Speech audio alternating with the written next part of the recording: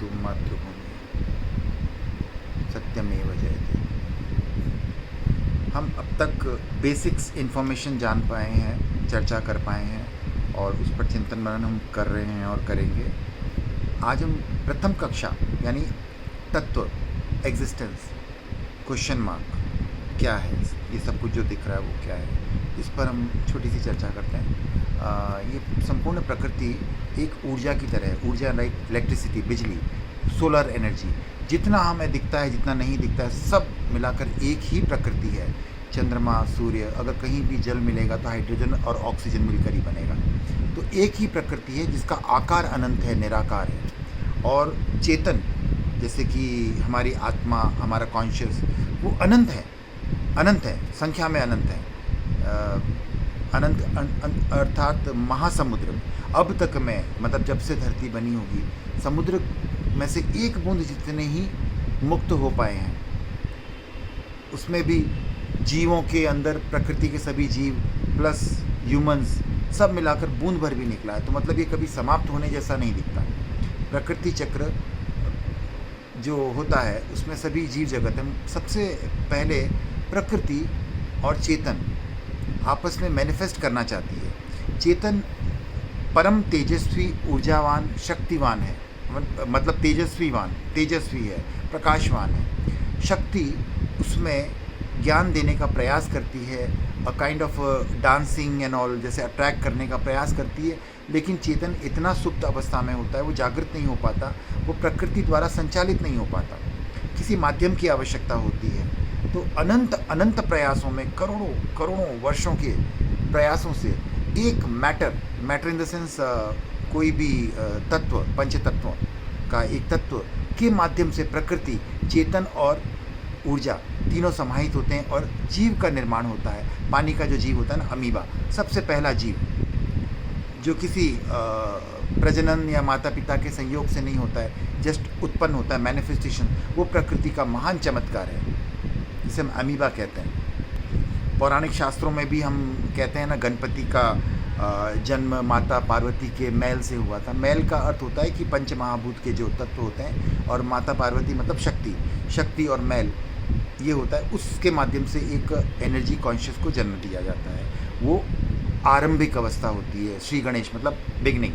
तो हमने इन माध्यमों से, हमने सांकेतिक माध्यमों से हमने समझाने का प्रयास किया है।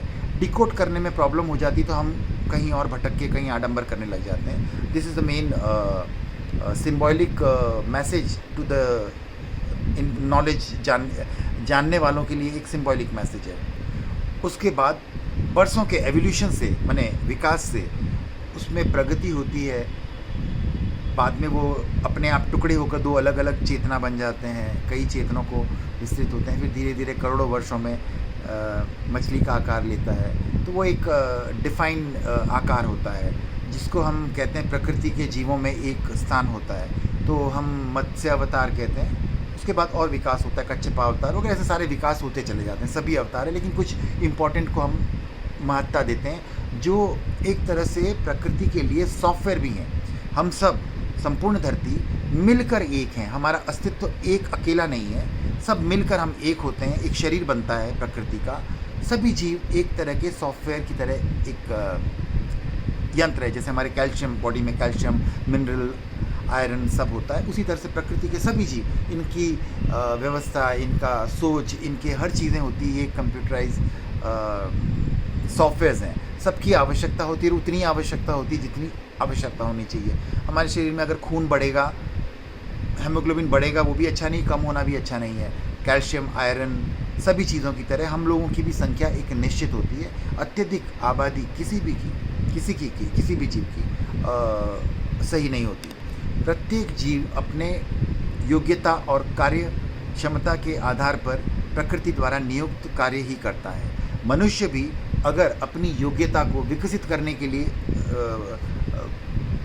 अनंत प्रकाशवान बनाने के लिए, परमात्मा लाइक परम मतलब great, the extreme of your destiny पहुंचाने के लिए ही कार्य करे, तो वही उसका योग्यता है। अगर वो इधर उधर का काम करके भटकाता है और इस योग्यता में नहीं जाता या पीछे की तरफ जाता है, तो प्रकृति उसको दोबारा मैनिफेस्ट नहीं कर पाती, उन्हें वायरस की तरह निकाल के बाहर फेंक दिया जाता है।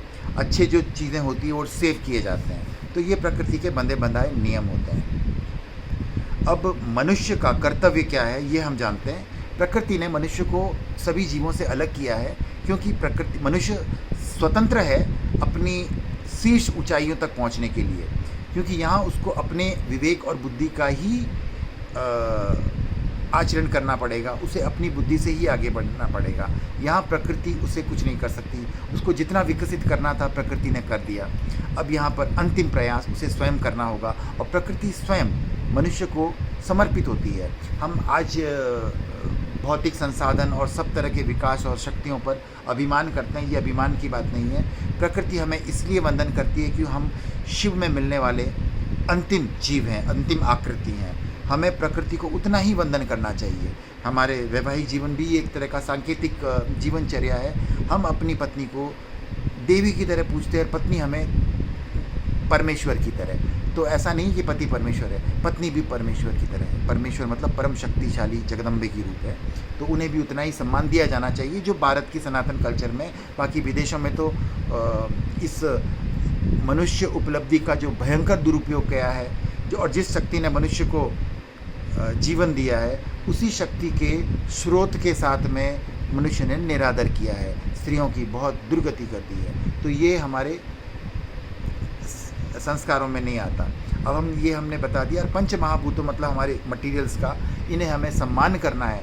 सम्मान का अर्थ होता है कि हमें इसको वही उपयोग करना है जिसके लिए हमारा जन्म हुआ है। हम अपने जीवन में सभी उपलब्धियों को भौतिक समझें। उपलब्धि मतलब भौतिक उपलब्धियों को भौतिक समझें, आध्यात्मिक को आध्यात्मिक। हम भौतिक उपलब्धियां हमारे जीवन रहते चलेगी, इतना हमें जानना है। और आध्यात्मिक उपलब्धि हमें आत्मा के साथ जुड़ जाएगी और मुक्ति क्षण तक हमारे साथ रहेगी। तो दोनों की योग्यता के आधार पर आप उन्हें मूल्य दें, उसको अपने जीवन में महत्ता दें।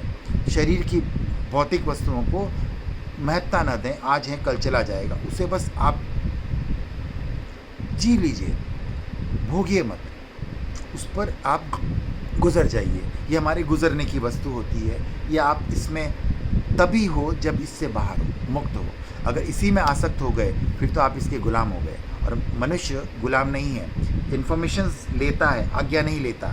इसलिए हमें जितनी जानकारियाँ, जितना सत्य जुटाना है वो हमारे भीतर आएगा, और वो हमारे मस्तिष्क के थ्रू मेरुदंड में, स्पाइनल कॉर्ड में जाता है। वहाँ से हार्मोन स्प्रेड होते हैं और हमें ज्ञान प्राप्ति होती है। उसके बाद हम आचरण स्वतः ही करने लग जाते हैं। करने योग्य तो कुछ भी नहीं है। कहते हैं लोग ये कर लो, तुम वो कर लो, कुछ भी नहीं। आप इन्फॉर्मेशन जुटाओ, सत्य का ज्ञान होगा, आचरण स्वतः ही प्रकट होगा।